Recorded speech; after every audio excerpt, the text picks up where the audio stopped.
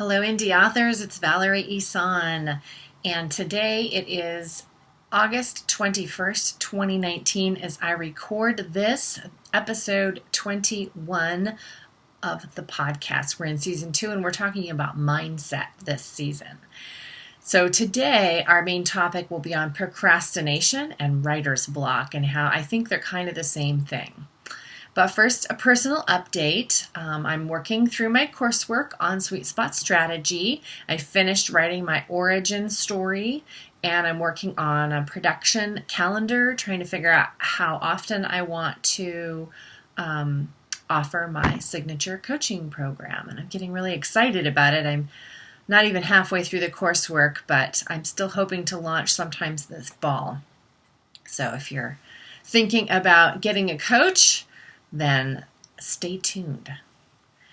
Also, if you want to talk to me for a free 30-minute interview where I ask you what your current challenges are in your writing world and what you think can help you with those challenges, you can book yourself that call at indieauthormentor.as.me. and just choose the interview call option. It would be really helpful to me if you did. I want to interview as many authors as possible before I launch my program. And I'm reading in fiction. I just finished Elizabeth George's first YA novel. I think it came out in 2017. I had it in my hand, and I was in a line somewhere, and somebody said, "Oh, I love Elizabeth George, her Inspector somebody series," and I had never read any of her thriller novels or detective novels. So this was my first foray into Elizabeth George, and it was YA. I had actually previously bought the book for my kid who never read it, so I was like, "Oh, this looks good." So yeah, I really liked it, but it was YA. And I believe it's part of a trilogy, maybe. So I'm going to read the next book, and if I like all that, then I'll probably try her Inspector. I think it's Inspector Lindley or something like that series. So that's cool. In nonfiction, I am reading Resonance by Nancy Duarte. It's about giving presentations that don't make audiences fall asleep in. So I'll fill you in on that if I feel like it's a good fit for the podcast. I'll give a book review on it later. There are no new patrons this week, so I just want to tell everybody, remind everybody that the podcast is sponsored by my supporters at Patreon, and being a patron of the arts is a totally cool thing to do. And for as low as $1 a month, you can get sneak peeks into my creative world. I send out monthly connections videos, and you'll be a patron of the arts and of me. So you can find me at Patreon, patreon.com/Valerie Ihsan, Ihsan. Under resources, I'm trying out a new podcast. Well, new to me. It's been around for years. I just heard about it yesterday, and I've listened to a couple, and I downloaded a whole bunch that sounded interesting. So I'm trying it out. It's called Sean West's podcast, which I haven't quite figured out why. I know the main podcaster's name is Sean, but I don't know where the West comes in at all. It's not his last name, but it's spelled SEANWES podcast. Sean West podcast. But it looks like it has some really good content. So it's a business podcast. And if you are an indie author, or if you are a hybrid author, or a traditionally published author, if you are selling books, you are in a business. So listening to business podcasts is another great way to support your business growth and your mailing list and your book sales and speaking engagements, if that's part of your business plan. So I recommend listening to podcasts, and try out Sean West podcast and see if it resonates with you for business ideas. Next week, I have to tell you, I'm super excited and a little bit nervous about this. I've always wanted this to be a solo podcast, a solo show, but I had in the back of my head that doing a few interviews here and there would be kind of fun. So next week, I will be interviewing author Kai Emmons about her latest book and her take on the whole mindset, work-life balance thing that we're talking about this season. And she is also speaking at the Eugene Willamette Writers chapter meeting in September, and she will give us a little preview about what she'll be talking about at that September meeting. Okay, and now we are going to talk about procrastination and writer's block. Okay, so 3 things. Where are you? Why are you there? And what can you do about it? So I said in the intro that I thought that procrastination and writer's block were the same thing. Obviously, there will be some controversy there. It's not exactly the same thing, but I have found it to be true in my professional life and personal life, come to think of it, and also talking to other writers, that when faced with writer's block, often procrastination is underneath that. And what's underneath the procrastination is writer's block. So it just kind of goes hand in hand. It's a parallel thing, in my opinion. So we're going to talk about it parallelly, if that's a word. Okay, so the first question you want to ask yourself is, if you're faced with writer's block or find yourself procrastinating and not writing, and so if you're in that place, first thing you need to do is ask yourself why you're there. So, where you are. That's the first question. Then we'll ask why. But the first question is, where are you? So are you at the beginning of a novel? Are you at the beginning of a writer's project and you haven't even started yet? Or you're just getting started and you're kind of just not feeling it? Or are you in between books? You finished one and you're about ready to start another one, but you're kind of having a hard time starting that next one? Are you stuck in the middle of a novel or a big writing project? Are you on deadline? Are you getting nervous about the upcoming deadline and that's what's stalling you out? So figure out where you are. That's the first step. And then once you know that, you can ask yourself why you think you're there. Is it because you're doubting yourself and your abilities? Maybe you don't feel like you have anything to say that's important about this topic. Or maybe you think that someone else has already said it better than you. Or maybe you're having some imposter syndrome and you think that there's no way you could say it better than anyone else. Or if you tried, you'd be found out. Or are you exhausted? Are you trying to do too much right now? Are you emotionally and creatively dry? Do you have too many distractions going on around you? Is your schedule distracting you? Are your children distracting you? Do you have a day job that sucks you dry and by the time you get home, you just have nothing left to write with? So where are you and why do you think you're there? That doesn't have to be the answer. Sometimes just having the answer to why can help catapult you into what you can do about it.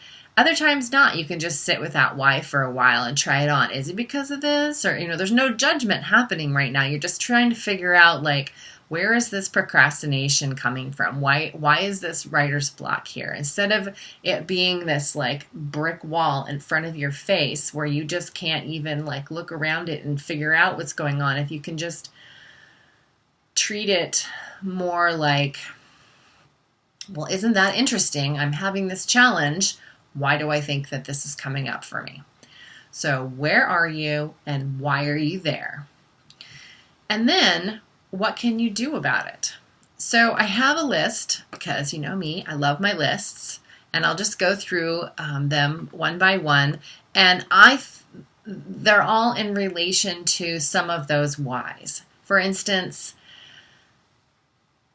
if I am here's a personal story.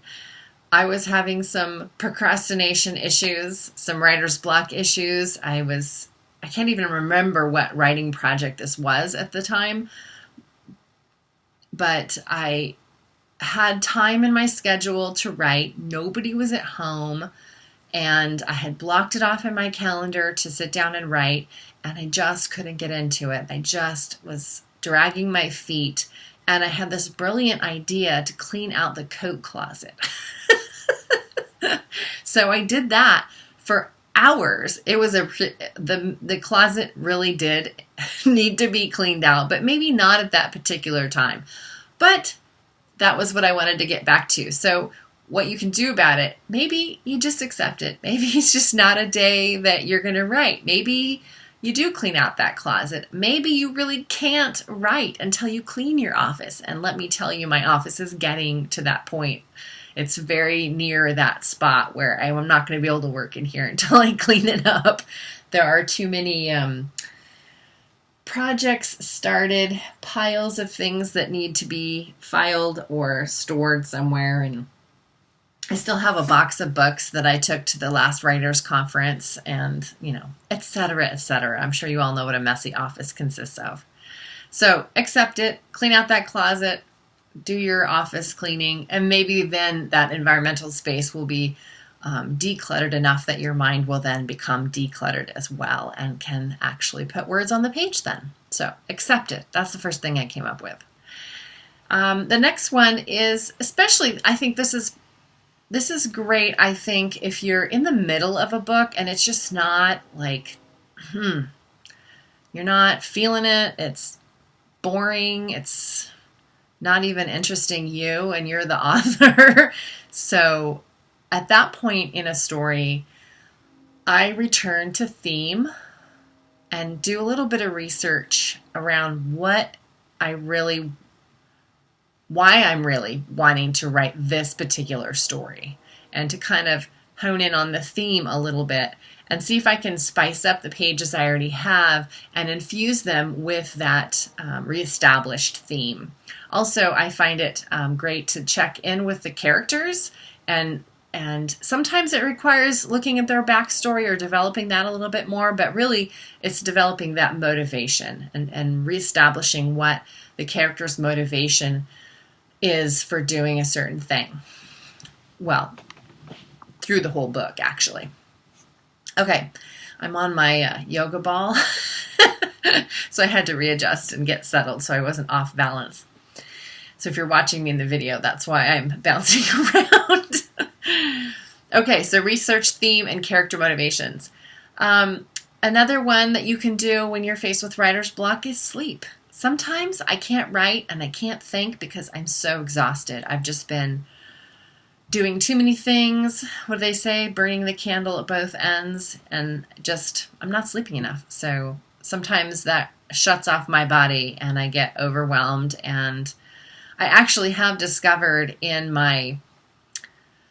I've journaled so many years and have found that overwhelm word pop up so often that I was starting to look for patterns. Like, when is it that I'm getting overwhelmed? Anyway, in my personal research in my journal, I've discovered that when I say I'm overwhelmed, it usually means I'm tired. So if I can just take an afternoon off or take a 30-minute nap or whatever it is, get yourself some extra sleep. That might just help the writing. Alternatively, you could go and play. Go do something fun with your kids, or go do something fun by yourself, or go to a matinee, watch a movie, or take yourself to a park and hike in nature. I used to I played with clay for a while. I was throwing functional pots and plates and cups and stuff, and I also was doing some sculpture. And I remember going to, it was called Clay Fest in Eugene, Oregon, and just going around and looking at all of the clay sculptures and the different stuff that was out on display by these different artists. And I had a little notebook with me, and I was drawing pictures, and I was getting really inspired on things that I could work on in my studio. And so, doing something like that, or going to a museum, or going someplace where art inspires you and will get you thinking along your own artistic vein. Something else you can do is do something that lets you daydream or think and do that creative thinking. So a lot of times when I go for a walk or I'm doing the dishes or something like that, I'll be listening to a podcast, which that works for me, and I like learning while I'm doing those mundane things. But sometimes it's nice to take a walk or do some yard work or take a shower or something where I'm not listening to anything. I'm just, thinking and just letting thoughts come up and go away. And sometimes ideas percolate to the surface. As long as I'm not distracted by sound, I won't even listen to music. Just doing something like yard work where I'm not paying attention really. I'm not using the part of my brain that can come up with ideas. I like to journal a lot, so if I'm stuck, I'll journal, or I'll do other writing exercises, or you could do prompts. Another thing on my bullet list here is to set a timer and just do it. Be miserable for 25 minutes until you aren't miserable. And that is a way that I can get through, especially like if I'm on deadline and I just can't think of anything, or I'm stressed out about having to get this huge thing done by, a certain date. All you can do in that situation when you've got too many plates is just look at the next thing that's due and just do that one foot in front of the other until you can get out of the mess that you've been put in or put yourself in. And then the key is to try not to get yourself so overwhelmed and doing too many things at once. And I say that because it's something I personally need to hear. The next thing on my list is to wait for the story, especially if you're in between books and you think you're not going to have another idea, or the idea you have isn't fully formed yet and you don't really want to start writing yet because you're afraid you'll bust it somehow by starting it too soon. So just wait for it. Do another hobby, knit or go snorkeling or, running or something, whatever it is that you like to do. My friend Anthony loves to cook. So when he's not writing or playing with his kids or teaching his kids, he's cooking. He also brews beer, I think. So he is multi-talented. So do another hobby. Something that helped me when I was stuck with a writing project a few years ago was to talk to other authors. Find out from them if they've run into the same problem and what they did. So you could kind of do your own little networking and interviewing and, gee, I'm having this problem. What did you do when you had that problem?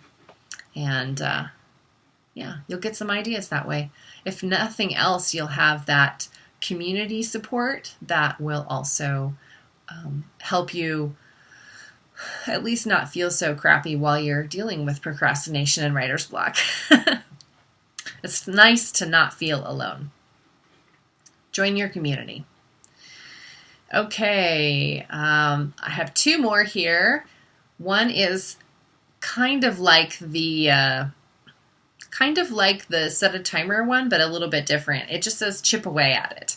So trust yourself that those wretched 300 words that took you 2 hours to eke out and scratched you all the way through as they came out onto the page, when you go back and read your manuscript for the editing process, you're not going to know where those 300 words were. So what I mean is, even if you think they sound terrible and you hate them and you think they're worthless, when you read them later, they won't be bad. You won't be able to tell your good writing from your bad writing when you read it all in one go later. So even though it is painful and hurts coming out when you're writing it, it is still good writing. Or maybe it's not, but I just wanted you to remember, and I remind myself this too, that on those days when writing is really hard and you think it's going to be pretty terrible, it really isn't. So keep that in your pocket, and hopefully that will make you feel better. And then the last thing I'm going to suggest are affirmations.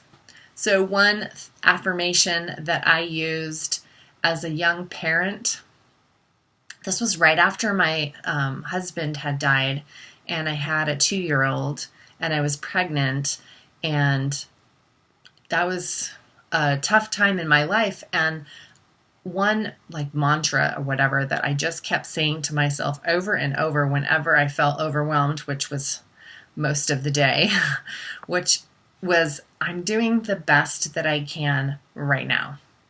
And I know that's really simple and kind of a no-brainer. It sounds like common sense, and it really resonated with me, and you can tweak the words to make it resonate for you. But the gist of it is, my best today is different than my best yesterday. And it's going to be different than my best tomorrow, because every day I'm different. So right now, in this moment, I am being the best mom I know how to be right now. I am being the best writer I know how to be right now. So when you find yourself procrastinating or you're facing writer's block for the umpteenth time, just remind yourself that you're doing the best you can. And because you change every day, your best is going to be different. So there's no use in beating yourself up because yesterday you wrote 3,000 words. What's wrong with me today? Your best today is different from your best yesterday. So I hope this was helpful. We talked about where you were, why you were there, and what you could do about it.